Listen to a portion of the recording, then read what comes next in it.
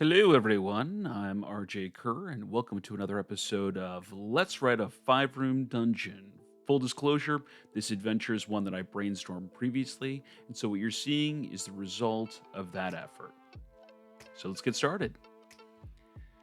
So I titled this one Hag Heist because that was kind of the idea. I wanted an adventure where you're stealing something from a hag, playing with fire, if you will. So I thought this would be best as a MacGuffin hunt style adventure, and I'm not locking myself down to what that MacGuffin is specifically because I want to write this as a loose side quest or something that I can toss in to a running campaign if I need the characters to go searching for something. So, with hags, I really like to play with kind of fairy tale level magic, stuff that's kind of beyond the understanding and the ability of the characters. And so I thought that it would be really interesting to have them go in with a little bit of information, kind of priming them that this isn't just a run in, smash and grab, but they're going to have to sneak about and evade some of the weird magic that's in the hag's cottage to recover this MacGuffin. And then, of course, finding the cottage could be interesting because why not make the entry to this adventure interesting? So I thought it'd be really cool that if the hag, when she left, leaving the cottage unattended, as it were, kind of, hid it in a sort of pocket plane accessible through a lake. Um, Add just a little bit of a road bump right out of the gate and kind of give our players an idea of the kind of thinking and well, it's weird magic that they might run into here. Encourage them that they need to check every avenue, leave no stone unturned, as it were. So I came up with the idea that the characters would have to swim through the bottom of this lake and they'd be able to access a portal down there and gave them a couple clues, a reflection of the cottage on the lake when there's no cottage on the shore, and then clear tracks running into the water. Not trying to really stick them up, not trying to make the entry difficult to figure out or find, but just to add a little bit of wariness and prime them for what's to come ahead. So the major setback to this is not getting discovered, right? They don't want the hag to come back and find them there because she is way too powerful for them. So I thought it'd be interesting if we had a grandfather clock that sat in the main entryway, the main hall, but instead of a clock face, it has a giant eye and it's sort of the hag's alarm system, but it's snoozing because she's gone, right? She's not paying attention to it. And so as the characters slink around the cottage looking for this MacGuffin, they have the chance of disturbing it. And it's not kind of a one shot, ooh, you failed one dice roll and now everything's kind of gone to pot. I wanted this to be kind of a progression. They can make a few mistakes. And as they did, it would move them closer and closer to discovery. So I'm using a progress clock system here, as you can see, with four sections. So they'd have to fail four times to trigger the hag's return and discovery from this clock. And in my mind, disturbances, these things that trigger this progress, are things like failed group stealth checks, combat with minions that's more than just kind of like a one round surprise attack, but anything that makes noise, anything out of the ordinary. And then, of course, there would be minions who were kind of walking around the cottage, taking care of mundane chores, not really expecting interlopers, but there to notice if there's things that the party does to kind of disturb the cottage and the peace, right? So, they're not decided to be a really heavy combat encounter, but I still wanted to scale them out because there is the possibility and probably the likelihood that the characters are going to try to take them out. And I thought it would be fun to just be able to use any kind of stat block that fit the CR, but to reskin it as a construct.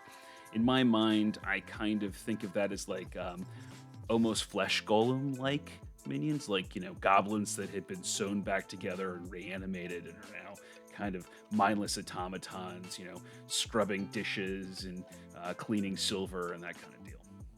Now, the puzzle in this overlaps with the setback. because this is a heist kind of deal, right? It's a robbery, a theft. And so the puzzle is they've got to find the MacGuffin. And of course, since we're dealing with extraordinary magic, we're dealing with a hag with strange ideas and approaches to how one might sequester or hide something.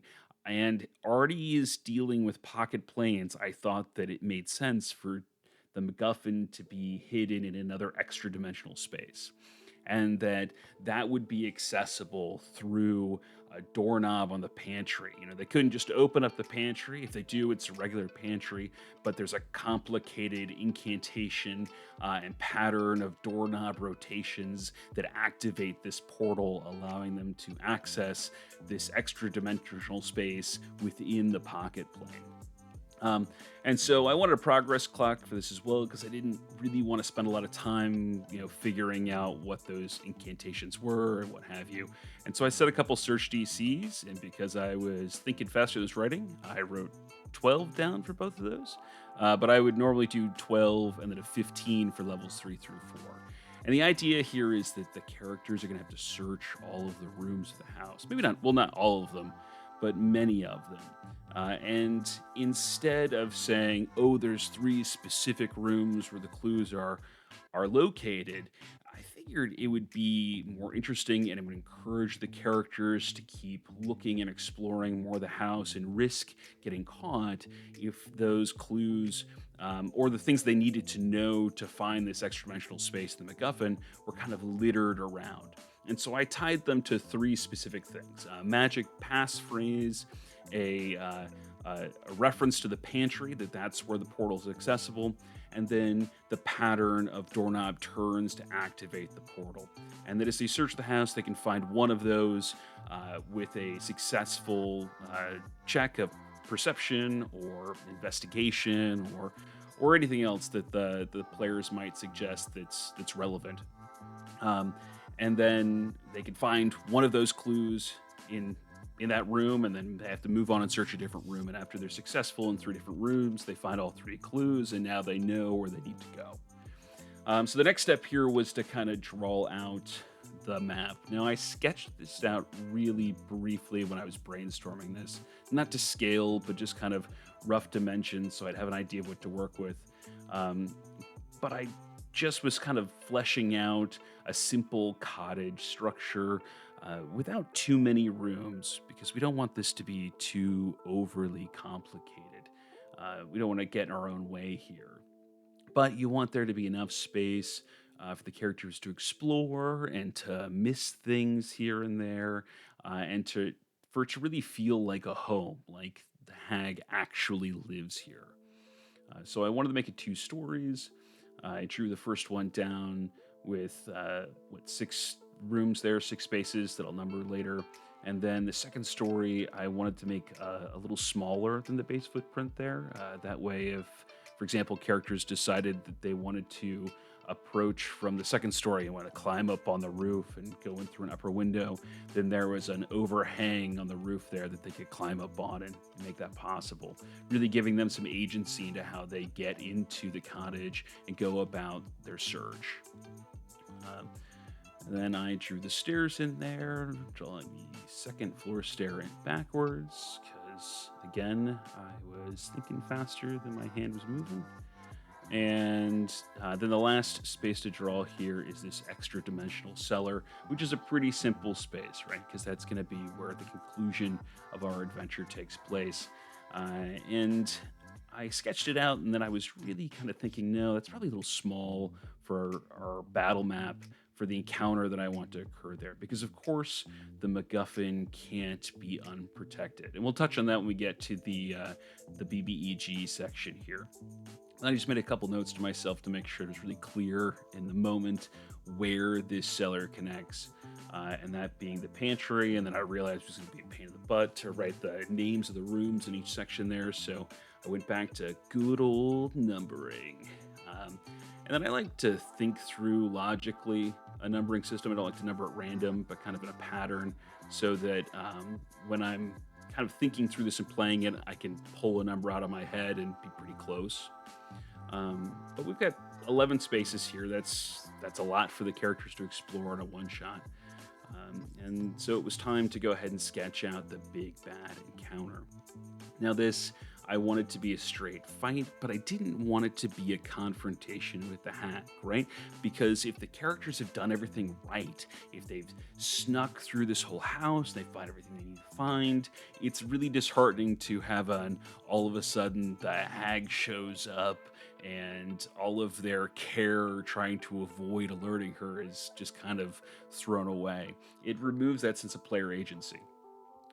So I sketched out a deadly encounter here, based off of the same challenge ratings that we used for the minions, with these ones being a little bit beefier, right? So they're still all constructs, but I also gave them magic resistance. I thought that was kind of fitting for a hag that plays with magic, expecting other hags and other magic users to really be the ones to come lurking about.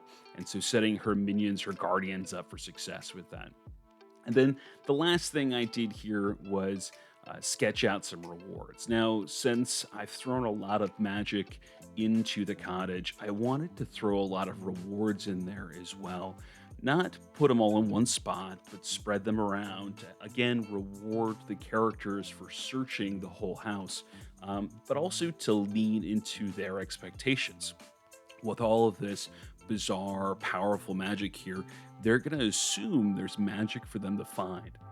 But I also didn't want to get overpowered with this. Didn't want to give them anything that was very rare, or legendary, or certainly not an artifact or anything like that.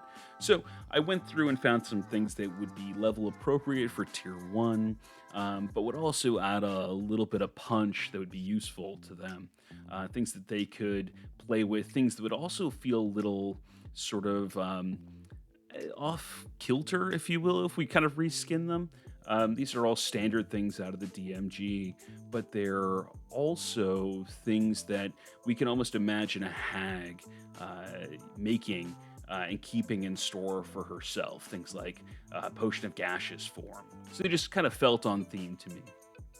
And then last but not least, I just kind of went through and littered them around the place. Mostly tried to spread them out so there weren't a lot of duplications, but you can see here I did a couple. You know, the MacGuffin is in the same place as the gold reward with the gems. The two of the potions are in the same room. So not every room has everything, but most rooms have something. And then I went through and made a couple notations to make sure I remembered what spaces things were in, and then just kind of double checked myself. And that was that. You know, this is a very rough sketch of the adventure, but it's enough to run it in my mind. Enough that I could sit down with my party and run the game for them.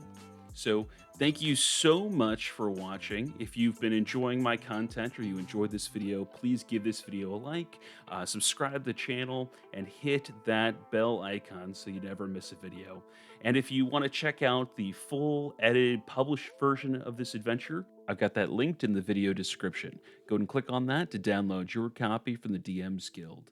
Thank you so much, and I'll see you next time.